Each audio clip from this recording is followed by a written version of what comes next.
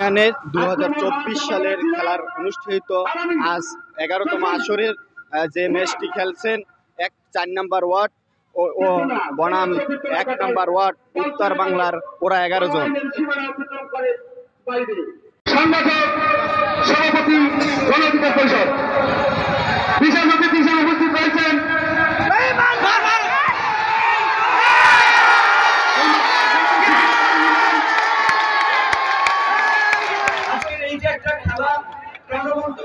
আপনাদেরকে আনন্দ দিয়েছে। গ্রামের এই পরিবেশে সবাই চেষ্টা করেছে যার যার জায়গা থেকে ভালো খেলতে।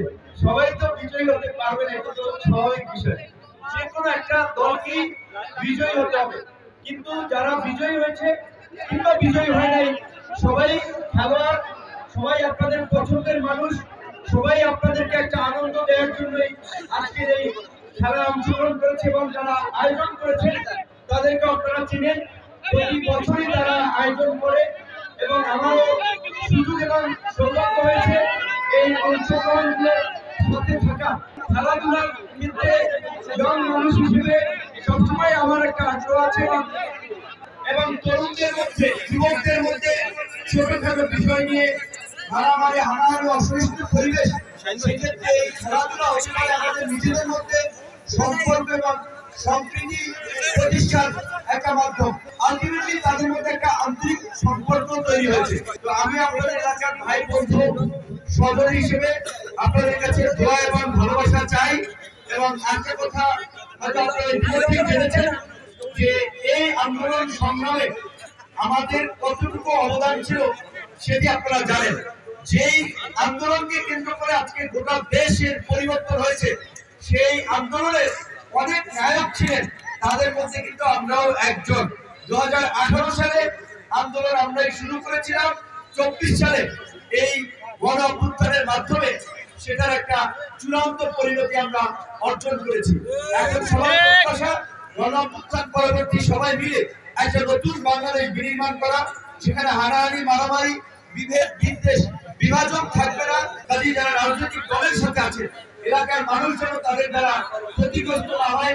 চাঁদাবাজি কিংবা ধান্দাবাজি করার পরে মানুষ অনেকে জিম্মি করে ফেলে, একজনের জমি 3 জনে দখল করে, এক স্তর 3 জনের কাছে, মানে একই জমি 3 জনের কাছে বেচা দেয়, সালিশি করে একজনকে ঠকাইয়া টাকা নেয়, একজনের গায়ের জোড়া আছে কোন সংগঠন করে সেই পরিচয় আরেকজনের বাড়ি দখল করে, খাল দখল করে, পুকুর দখল করে।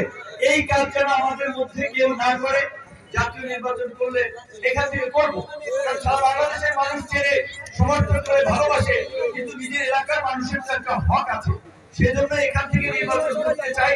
কিন্তু আমার একটা কষ্টের জায়গা আছে যে অনেক ছোট ভাই আমার সমবয়সী যারা ঢাকায় গেলেও বলা চলে অনেকে আমার বাসায় থেকেছে, একটা আন্তরিক সম্পর্ক, ধর্ম নির্বিশেষে তাদের সাথে একটা সম্পর্ক।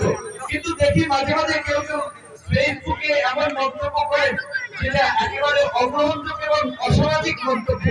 এটা আসলে মেনে নেওয়া যায় না, যদিও এটা আমার জন্য কিছুই না, কারণ কেউ একটা আমার নামে দুটো কথা বলবে যে আমার একটা চুল পড়ে যাবে, আমার একটা নখ পড়ে যাবে, আমার এটা পড়ে যাবে, কিছুই না।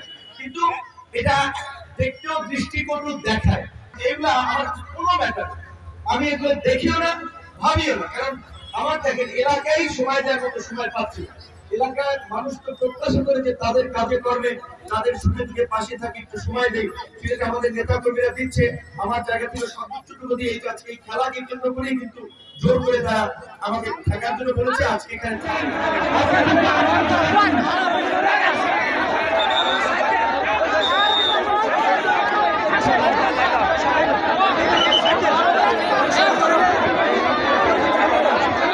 যেহেতু এই খেলাটা আবার বিদায়ী ম্যাচ এবং এইটা আজকে এই 2024 টুর্নামেন্টের ফাইনাল ম্যাচ, আসলে আমরা আমার বিদায়ী ম্যাচ হিসেবে আমার সতীর্থদেরকে আজকে সবাই চেষ্টা করতেছে যাতে আমরা শিরোপাটা পাই।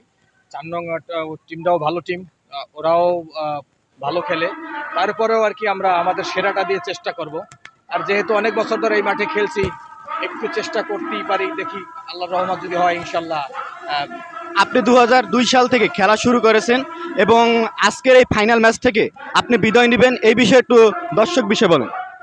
আসলে দর্শকদের বিষয়ে বলতে কি, খেলাধুলা মানে যে আমি বাদল আমি আমার এই ব্যক্তিগত জীবনে আমার এই 38-39 বয়স, এইখানে আমি যতটুকু পরিচিতি বা মানুষ আমাকে সম্মান ভালোবাসে সেটার কারণেই